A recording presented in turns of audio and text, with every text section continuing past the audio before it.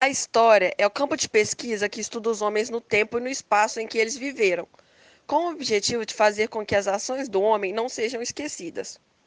Como seus objetos de estudo estão em um tempo que já se passou e por isso não podem ser alterados, ela também acaba tendo essa característica de não poder ser mudada.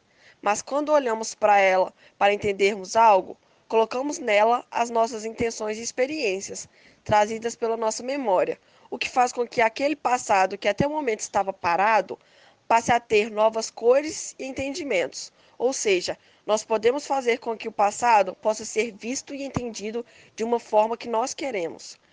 Pensando nessa possibilidade, muitos historiadores começaram a criar formas e métodos para que a pesquisa e produção da história pudesse seguir padrões para todos aqueles que a pesquisassem. Nesse sentido, é interessante destacar como se entendia a forma de produzir o conhecimento histórico em épocas anteriores ao século XIX, período em que essa futura ciência sofreria uma espécie de revolução na forma de que é escrita.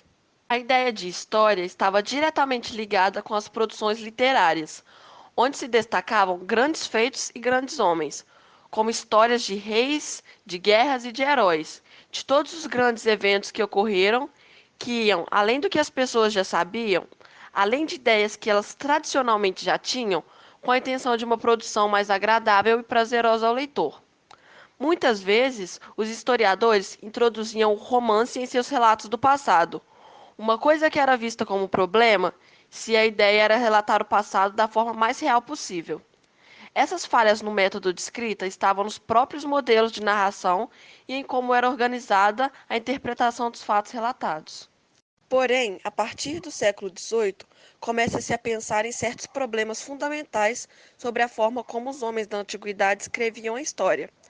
Ao mesmo tempo em que criavam novas formas de avaliar como é que eles a escreviam, pois eles entenderam que a forma de escrita pode ser muito diversa e a forma de entendê-la também é. Dessa forma, os pensadores do século XVIII pensaram em normas que rompiam com a forma de escrita utilizada pelos historiadores antigos.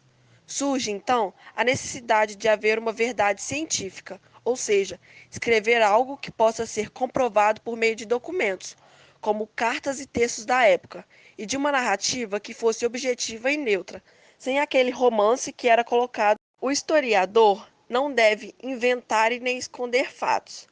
Precisa descrever de forma direta sobre todas as características em relação à sociedade como um todo, levando em conta as particularidades e diferenças de cada povo ou de cada indivíduo, atento aos costumes, a pequenas características e ao processo que levou àquele fato, e não apenas se prender ao fato de forma isolada. Uma dessas ideias de se escrever a história é a ideia de cor local, no qual basicamente o historiador utilizaria de uma cor para descrever um determinado acontecimento na história. Pensando nisso, pegamos essa ideia de cor local para fazermos entrevistas, entre elas algumas gravadas, com a população local, perguntando qual cor eles utilizariam para descrever a atual situação no Brasil. É desespero? Ah, olha só. O pessoal tá ficando já, né? Amarelo, por causa disso todo mundo tá né? Na parte da violência com o tráfico, né? As drogas, cada vez mais crescendo, né? Falta de segurança. Então, o Brasil tá bem. E na questão da política? Ah, falar política, pelo amor de Deus, nossa, essa política é uma vergonha. Uma vergonha, dá de vontade de votar, né, Maria? E que cor que você acha que melhor representaria a política? Tá tudo, até de luta. Ah, tudo Eu escolheria branco, Branco, por quê? com paz.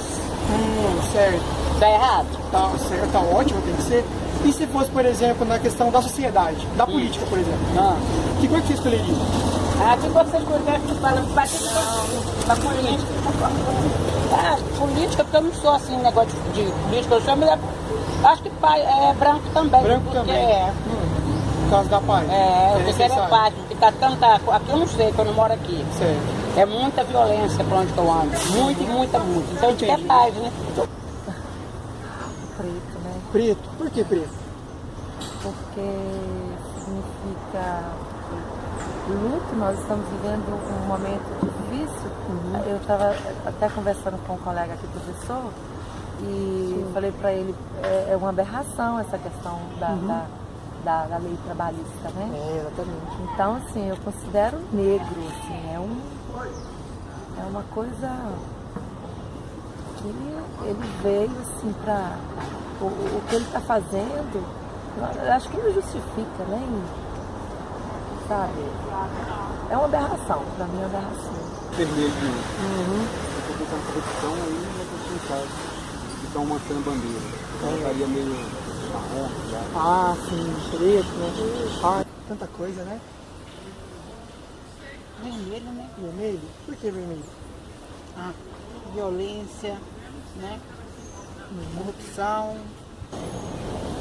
Roxo, tá pouca vergonha danada, é tristeza. Ah, olha só. Tá vendo? Isso aí, qual você escolheria?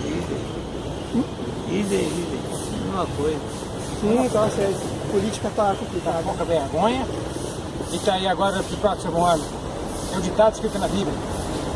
Maldito o homem que confia na palavra do homem. Você nunca deve confiar na palavra de ninguém. Certo. É, ué. Então você está vendo uma situação roxa. Ruim, então, mas o exemplo que eu estou dando, você não avisa. Descendo. Qual você prefere, amarrar a corda no pau, numa árvore da natureza de Deus, numa pedra, ou dar para um cara de segurar? Não tem condição. É Tem razão. Eu acho que cinza é uma boa para poder descrever.